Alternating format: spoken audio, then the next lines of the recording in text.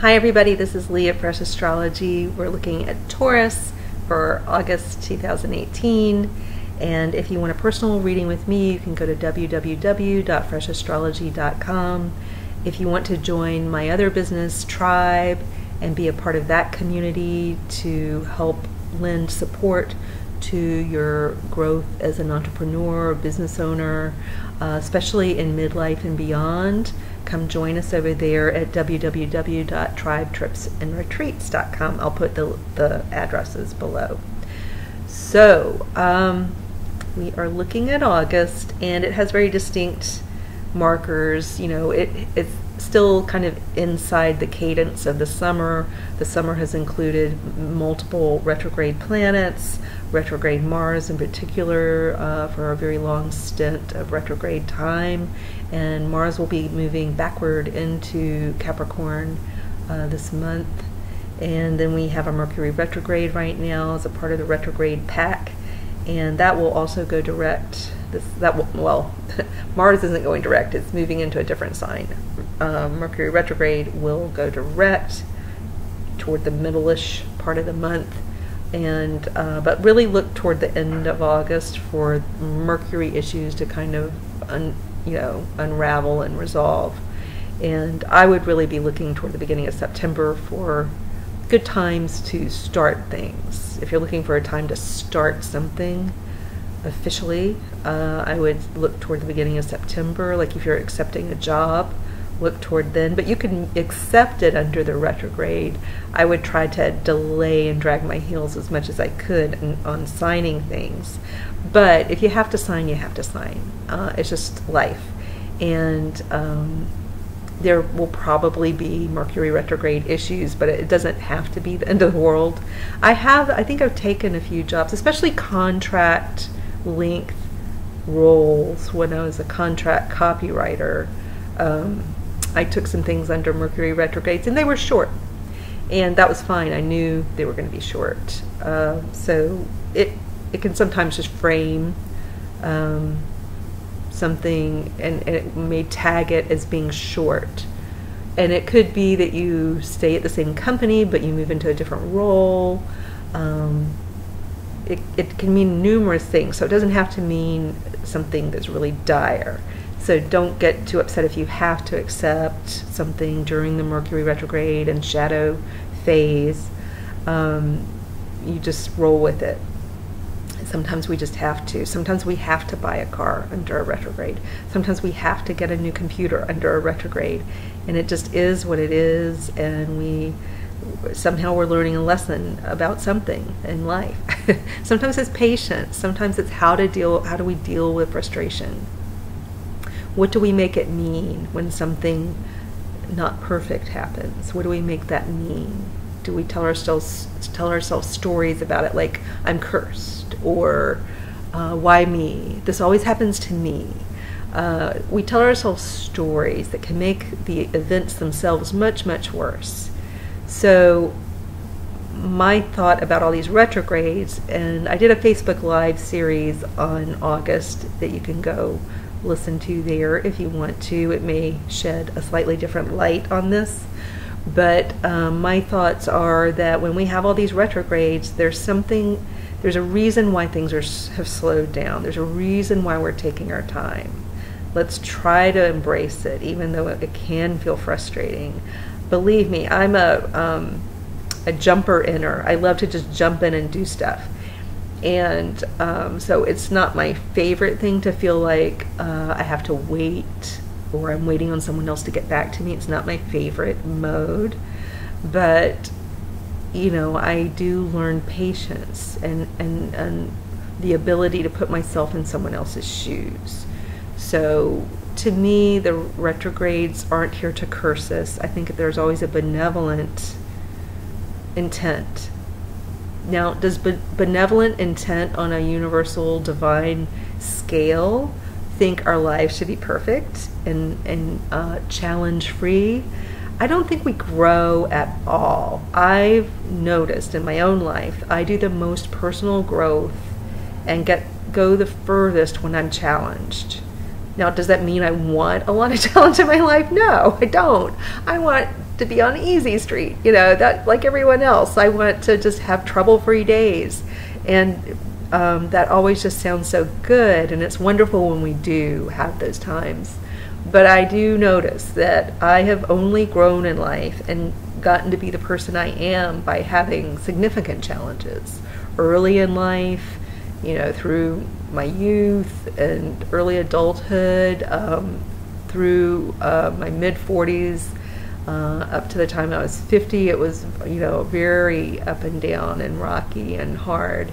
And but I have become the person I am because of all that, and I wouldn't take it back, even though it came through some significant challenge and heartache. But I'm not saying we're all going to have to go through significant challenge and heartache necessarily, but I do think we can learn to look at the stuff that's really hard in life, I mean, that really does suck, and see if we can draw from it and pull from it the good. Now, it doesn't mean that bad stuff that happens is good. I have this conversation with my friend Mimi all the time, who's a co-founder of Tribe, where she says, I do not believe that challenges are blessings, or, you know, really tragic things are necessarily blessings, but she does see, and I'm not trying to say that, you know, a death is a blessing necessarily, or a divorce is a blessing, or something other awful thing is a blessing, but I am saying, and Mimi will agree and buy into, it's what we do with the challenges that matters. It's what we do when we face trauma. It's how we react and what we make it mean. So it's not putting a big smiley face sticker on it and saying, oh, it's happy. No, it's saying this sucked and it was hard, and maybe I've got challenges now that suck and are hard, but I'm going to make it mean something more life enhancing for me so that I have an enhanced life. It doesn't mean I'm going to say this was easy or good, but I'm going to make it mean something better for me. And maybe my family, maybe my friends. So that's the perspective I would put on this month. But for you, let's look at, you know, this applies to everyone. So it applies to you, Taurus, very much so. And we talk a lot about philosophy in this particular reading for you because all this is happening in the zone of philosophical thought and higher brain work, the higher mind, the highbrow stuff like philosophy, religion, spirituality, politics, which doesn't sound like the higher mind, but when we look at it philosophically, it is. When we look at our ideals and what we stand for. What do you stand for? It's in part second house stuff, which Taurus rules. You love to stand for things. But Capricorn rules your ninth house, and this is where we have some of the most significant and important planetary emphasis of any time in the recent past and in the future. This is a very pivotal time for all of us, personally in our own little lives, and then as a group. And so for you, it really is all about what you make things mean, what you do with information, how you process the information and data that comes to you every day, the events that come at you every day, the happenings around you. How are you processing all of this information, and what are you making it mean for the world, for yourself, for your kids, for your loved ones, your friends? What are you making it mean? How are you taking the information in, swirling it around in your brain and emotions, and then how is it coming out and expressing itself, and how you manifest your energy into the world? I'm asking you, like, what do you make it mean? All the stuff that's happening in the world, happening in your family, happening to you. As you move through the world, what do you make events mean? If something traumatic happens, what do you make it mean? this is very important stuff. And if you can't do anything with predictions or anything with this energy unless you really understand this concept, because you can do anything, you can create anything you want, you can go any direction you want, you can completely change your life if you want to, but you need to kind of work with philosophically how you respond to life itself. And it's a time with Mars at the very tip top of your chart to assess where you want to put your energy, where you're going, what drives you, where's your true passion, is it sustainable, can you make a long-term plan out of it that lasts 10 to 20 years. All the Capricorn energy that includes Saturn being there, Pluto being there, and then by the end of August, Mars being there, wants a solid plan that you can act on beginning in late August. And September will be interesting. It's kind of a starting point. So what plan is sustainable for you for the next 10 to 20 years? Doesn't mean you can't, readjust and alter slightly your plan, or you change things as you go. It doesn't have to be etched in stone, but for now you need a solid plan. It has a lot to do with your career. It has a lot to do with your philosophy. It's really taking seriously, taking time. Saturn is time, Capricorn wants time, Pluto wants time. They want you to take the brain space and the bandwidth and the actual time to take seriously how you construct your philosophical, vision of the world. And the suggestion here, strong suggestion, is that you need to be changing it. You need to be adapting your worldview to fit now. So the way you thought about the world even 2 years ago, 5 years ago, for sure, 10 years ago, all this needs to be evolving. And you need to be in a place of student mind, which we've talked about before, where you're receptive and open to changing your philosophies. If you stand like rigidly in the face of all the current of change, you're just going to break somehow. And breaking can look like a bunch of different things to a person, but it's time to bend and allow change in your worldview, which is, I don't think it's a bad thing. It's not a curse. Again, it's not a bad thing, but Taurus is a fixed sign, so it may feel uncomfortable at times, but now's the time to act. Now's the time to get serious about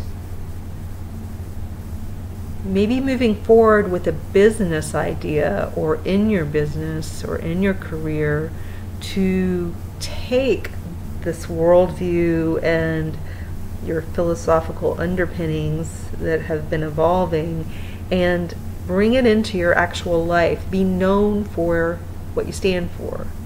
And hopefully what you stand for has been evolving and morphing and is relevant for today. If this is the same old stuff you stood for 30 years ago, it may be that you haven't done the work to bring yourself to now, and only you can have kind of an honest conversation with yourself to know where you are in this journey. And we all, all the signs need to be doing this, but it really is about your philosophy and your ability to learn and gather new ideas on a very high level. And then what are you going to do with all that? What are you going to do with it? So the eclipse mid-monthish happens, and I really don't like people to focus on an actual day. That's not the kind of astrology I like or do. But mid-month is a pivot point.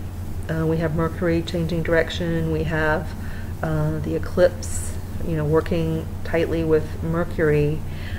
Leo hits your chart in the area of the home. This can be your actual home, real estate, a second home, investment land, investment property, family issues. So you might be making some big decisions around family and home. There may be a move in order, or something new, some new direction, new communications and clarity around what you're doing with your family and your home, and possibly a home business, and maybe parents. If you need to make decisions with parents or about parents, if you have aging parents, then maybe there's something here, and you may notice that your parents are making some changes. Maybe they're selling their house, or he or she is selling his or her house. So something like that could be going on. But I can see some of you moving a distance, moving somewhere far away because of this ninth house, meaning on a mundane level could mean something like that. But the most important thing is the stuff we're talking about with your philosophical underpinnings. How have you evolved recently? What are you going to do with that information? What are you going to do with what you stand for? How are you going to pull it into how you express yourself in your career? All of these are very important questions for you to be answering yourself. And meanwhile, we still have Jupiter in your 7th house. And somehow what you're doing with your love life, your business partnerships, and your friendships is tied into where you're going philosophically, spiritually, and maybe even with your career. So it's going to be interesting, Taurus. It's going to be interesting for all of us. It's going to be interesting for you. All right, take care.